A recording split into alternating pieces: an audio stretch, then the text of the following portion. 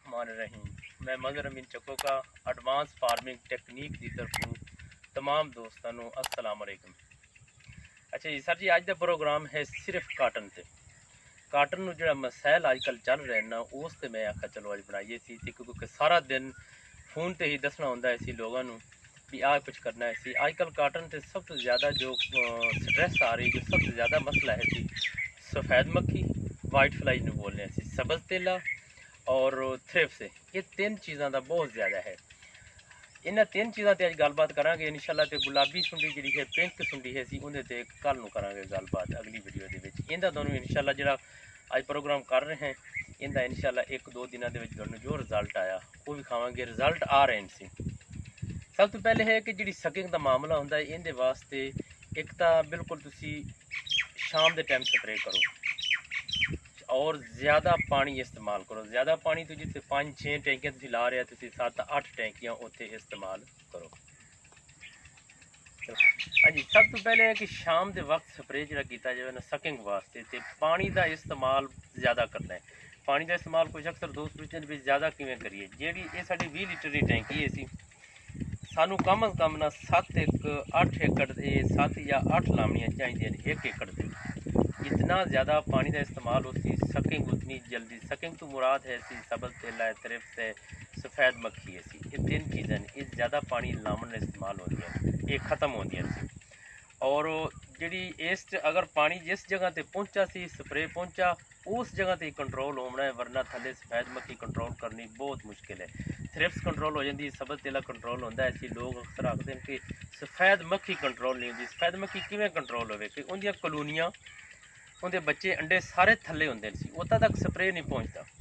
सिर्फ एक बूम है जी बूम के जरिए ना स्प्रे पहुँच जाता है, या इंजन वाली टैंकी के जरिए ना स्प्रे उत्थे पहुँचता है सी। इस टैंकी के जरिए ना स्प्रे बड़ा मुश्किल पहुँचता है। इस वजह पानी का इस्तेमाल ज़्यादा किया जाए सी। और सफ़ेद मक्खी को कंट्रोल करने वास्ते सब तो बेहतर है कि उनके वास्ते उनके बच्चे अंडे कॉलोनियाँ खत्म करने वास्ते जहर जी वो इस्तेमाल की जाए। जी मैं करना हाँ जिंदे मैनू अच्छे रिजल्ट मिले सब तो ज़्यादा वेपरोफिजन। वेपरोफिजन जी ऐसी जहर है सी, मुख्तलिफ कंपनियां ने अपने अपने मुख्तलिफ नामों से ले आंदी है सी। 900 ग्राम की 1000 ग्राम की पैकिंग होती है 1.5 एकड़ वास्ते। लिहाजा वो तुसी 600 ग्राम जी असी 1 एकड़ से इस्तेमाल करो। वेपरोफिजन, वेपरोफिजन मैं तुम्हें विखा देव। ये है जी वेपरोफिजन, ये है कंपनी नहीं वेखना सी किसी की हो वैसे, ठीक है जी। इनके असल जहर जी है वो वेपरोफिजन वेखनी है। इन उत्ते नहीं वेखना कि टेरोफिजोन लिखा है सी, इनका नहीं है, ये कंपनी का ब्रांड नाम है सी। आप वेखनी है ये खड़ी है सी वेपरोफिजन। ये सफेद मक्खी नू बच्चे अंडे कॉलोनियाँ, उड़दी मक्खी की उम्र वैसे 6-7 दिन होती है, वो खत्म हो जाती है, वो नुकसान नहीं करती।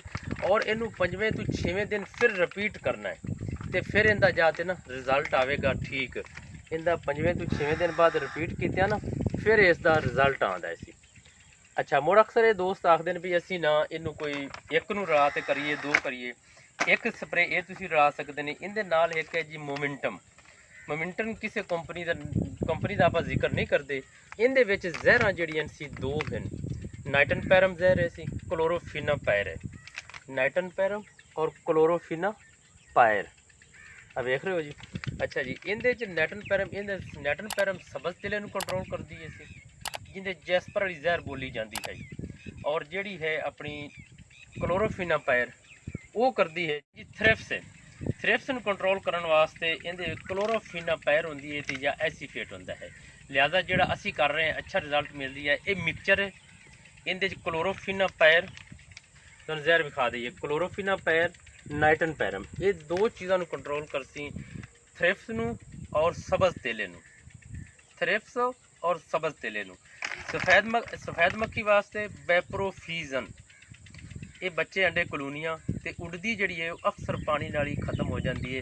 अक्सर लोग वो जो सिर्फ उड़दी का ध्यान रखते हैं सी, बच्चे अंडे कॉलोनियाँ खत्म नहीं करते, दूसरे तीसरे दिन फिर हो जाती है।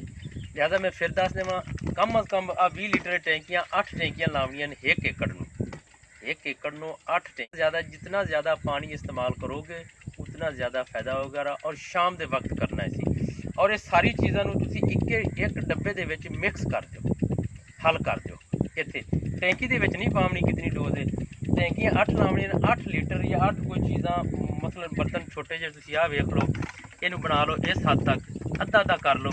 ਇਹ 8 ਇਹ 4 ਡੱਬੇ ਤੁਸੀਂ ਪਾ ਦਿਓ ਇਹਦੇ ਵਿੱਚ, ਅੱਧਾ ਦਾ ਡੱਬਾ ਇਹਦੇ ਵਿੱਚ ਹੱਲ ਕਰਤੇ ਫਿਰ ਤੁਸੀਂ ਟੈਂਕੀ 'ਚ ਪਾ ਦਿਓ। ਉਹਨੂੰ ਸਾਰਾ ਦੱਸਾਂਗੇ ਮਸਲਾ, ਚੱਲ ਵਿਖਾਣੇ ਅਸੀਂ। ਇਹ ਹੈ ਜੀ ਇਹਦੇ ਨਾਲ ਕੰਟਰੋਲ। ਅੱਛਾ ਇਸ ਦੇ ਨਾਲ ਹੈ ਜੀ, ਅਗਰ ਜਿਸ ਟਾਈਮ ਵੀ ਤੁਸੀਂ ਕਰੋ ਸਪਰੇ, ਉਹਦੇ ਨਾਲ ਕੋਈ ਨਾ ਕੋਈ ਫੋਲੀਅਰ ਜ਼ਰੂਰ ਕਰਨਾ ਚਾਹੀਦਾ ਹੈ। ਅਸੀਂ ਕਰ ਰਹੇ ਹਾਂ ਜੀ NPK 2020। ਲੇਕਿਨ ਉੱਤੇ ਨਾ ਤੁਸੀਂ ਵੇਖਣਾ ਸੀ ਕਿ ਕੰਪਨੀ ਦਾ, ਕੰਪਨੀ ਕਿਸੇ ਦਾ ਵੀ ਹੋਵੇ ਸੀ, ਕੋਈ ਮਸਲਾ ਨਹੀਂ, ਕੰਪਨੀ ਹਰ ਕਿਸੇ ਦੇ ਕੋਲ ਜਿਹੜੀ ਹੋਵੇ ਹੁੰਦੇ। 2020 ਨਾਈਟ੍ਰੋਜਨ, ਫਾਸਫੋਰਸ, ਪੋਟਾਸ਼, ਇਹ 3 ਚੀਜ਼ਾਂ ਇਹਦੇ 'ਚ ਆਉਂਦੀਆਂ। ਇਹ ਜ਼ਰੂਰ ਕੀਤਾ ਕਰੋ, ਚਾਹੇ ਅਮੀਨੋ ਐਸਿਡ ਕਰ ਲਓ, ਮੈਕਰੋ ਨਿਊਟ੍ਰੀਐਂਟਸ ਕਰ ਲਓ, 2020 ਕਰ ਲਓ। ਜਿਸ ਟਾਈਮ ਸਪਰੇ ਕਰਨਾ ਹੈ ਉਸ ਦੇ ਨਾਲ ਨਾ ਉਸ ਟਾਈਮ ਜ਼ਰੂਰ ਇਹਦੇ ਨਾਲ ਕਰਨਾ ਹੈ, ਤਾਂ ਕਿ ਉਹਦੀ ਬੜੋਤਰੀ ਵੀ ਰਹੇ ਸੀ, ਉਹਨੂੰ ਖੁਰਾਕ ਵੀ ਪੂਰੀ ਆਉਂਦੀ ਰਹੇ। ਇਸ ਵਜ੍ਹਾ ਨਾਲ ਹੁਣ ਇਹ ਸਾਰੀਆਂ ਚੀਜ਼ਾਂ ਨੂੰ ਮਿਕਸ ਕਰ ਲੈਣਾ ਹੈ ਇਸ ਡੱਬੇ ਦੇ ਵਿੱਚ। ਆਹ ਡੱਬਾ ਪਿਆ ਜੀ, ਠੀਕ ਹੈ ਜੀ। ਇਹਦੇ 'ਚ ਮਿਹਨਤ ਤੇ ਕੋਈ ਚੀਜ਼ ਨਾਪ ਤੋਲ ਕਰਤੇ, ਕੋਈ ਚੀਜ਼ 8 ਟੈਂਕੀਆਂ ਬਣਾਉਣੀਆਂ ਨੇ, ਯਾਨੀ ਕਿ ਅਸੀਂ ਇੱਥੇ ਹੱਲ ਕਰਤੇ ਇਹਨੂੰ ਵੇਚਣ ਦੇ, ਹੱਲ ਕਰਤੇ ਤੇ ਉਸ ਤੋਂ ਬਾਅਦ ਵਿੱਚ ਅਸੀਂ ਇਹ ਡੱਬੇ ਪਾ ਦਈਏ, ਇੱਥੇ ਰੱਖ ਲਓ ਨਿਸ਼ਾਨੀ। ਇਤਨੀ ਇੱਕ ਟੈਂਕੀ ਦੇ ਵਿੱਚ ਪਾ ਦੇਣੀ ਹੈ, 8.5 ਟੈਂਕੀਆਂ ਪੂਰੀਆਂ ਹੋ ਜਾਣ। ਲਿਆ ਕੋਈ ਆਦਮੀ ਇਸ ਟੈਂਕੀ ਦੇ ਵਿੱਚ ਦਵਾਈ ਪਾ ਦੇਣ, ਘੋਲ ਦੇਣ, ਉਹ ਕੋਈ ਹੱਲ ਨਹੀਂ ਹੈ ਸੀ। ਬਿਲਕੁਲ ਟੈਂਕੀ ਦੇ ਵਿੱਚ ਦਵਾਈ ਪਾ ਤੇ ਉਹਨੂੰ ਹੱਲ ਨਹੀਂ ਹੋ ਸਕਦੀ।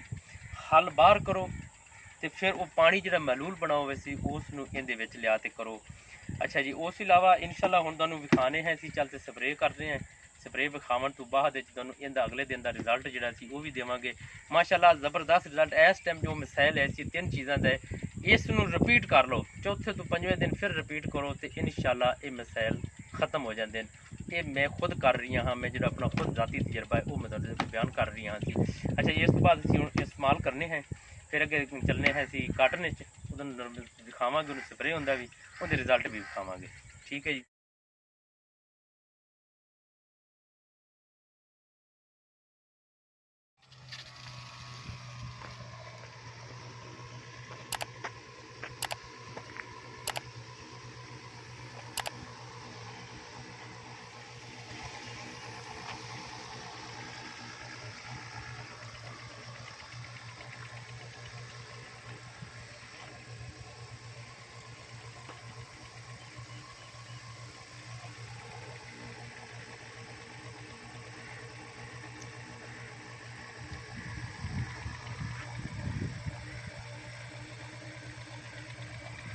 जी सर अस्सलाम वालेकुम जी ये इंदे रिजल्ट ये वेखो जी सर जी, इनू बिल्कुल बहुत ज़्यादा थ्रिप्स का अटैक हो गया। हाँ पत्ते तुसी वेख रहे ने सी, बहुत ज़्यादा थ्रिप्स का अटैक आ इस टाइम माशाल्लाह। रिपीट किया है, रिपीट करन नाल ना जी बिल्कुल सफाया है सी जी इस टाइम तक। और माशाल्लाह फ्रूटिंग काफ़ी है। हाँ जी, SS32 वैरायटी है और फ्रूट काफ़ी है सी चुका है सी इसने जी। उत्ते ऊपर उत्ते चेक करो, इत्थे सब्ज़ तेला, सफ़ेद मक्खी, थ्रिप्स का बहुत ज़्यादा अटैक हा। सफ़ेद मक्खी कम है, सब्ज़ तेला भी कम है। तो इंशाअल्लाह इस नाल करन नाल स्प्रे जिहड़ा तुहानूं वीडियो दे विच विखा दिता है सी, इस स्प्रे करन नाल आ कंट्रोल मिला है सी इस टाइम बिल्कुल। ये तीसरे दिन का है जी रिजल्ट, तीसरे दिन बाद रिजल्ट सानूं जिहड़ा मिला है बिल्कुल साफ शफाफ। हाँ जी, इस टाइम जी पहले तो इस टाइम पै चुकी है ये विच सफ़ेद मक्खी, सब्ज़ तेला, थ्रिप्स माशाल्लाह जी बिल्कुल कंट्रोल है। और जिहड़ा तरीका दस्सा है सी इसनूं इस एकड़ नूं 20-20 लीटर की टैंकी जिहड़ी है ना जी, ये 8 लाइयां आईयां। पानी जितना ज़्यादा इस्तेमाल किया वो तुहानूं मैं तकरीबन कोई विखा भी दिता है सी पानी भी, जितना असी ज़्यादा इस्तेमाल किया है असी ते वो वेख लो जी। इंशाअल्लाह इस तरीके नाल जिहड़े दोस्त पुछ दस रहे सी, सिर्फ तरीका सकिंग नूं कंट्रोल करन दा यही है। हाँ जी, इस तो बाद दुआवां च याद रखिया सी। अच्छा दिखावे फल फ्रूट तो माशाल्लाह जी। हाँ जी, ये फ्रूट है जी इस टाइम ये तकरीबन 4-5 दिन तो बाद थले ना थले आ वेखो जी, ये कुछ पौधे आ वेखो जी, इस जगह तो फल उठाया और पौधे चुनाई इंशाल्लाह कोई 10-12 दिन बाद चुनाई भी शुरू हो जाती, उसे दिखा दो।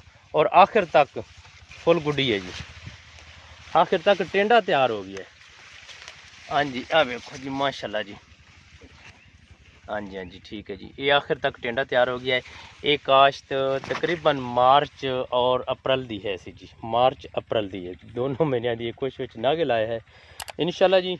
ਇਸ ਤੋਂ ਬਾਅਦ ਗੁਲਾਬੀ ਸੁੰਡੀ ਦੇ ਕੰਟਰੋਲ ਕਰਨ ਦਾ ਤਰੀਕਾ ਉਹ ਵੀ ਦੱਸਾਂਗੇ ਕਿ ਕਿਸ ਚੀਜ਼ ਨਾਲ ਅਸੀਂ ਕੰਟਰੋਲ ਕੀਤੀ ਹੈ ਸੀ। ਤੇ ਆ ਤੁਹਾਨੂੰ ਸਕਿੰਗ ਦਾ ਦੱਸ ਦਿੱਤਾ, ਸਕਿੰਗ ਦਾ ਤਰੀਕਾ ਜਿਸ ਹਿਸਾਬ ਨਾਲ ਕੰਟਰੋਲ ਕੀਤਾ ਗਿਆ। वसलाम, दुआओं में याद रखे जी। मज़हर अमीन चक्को का।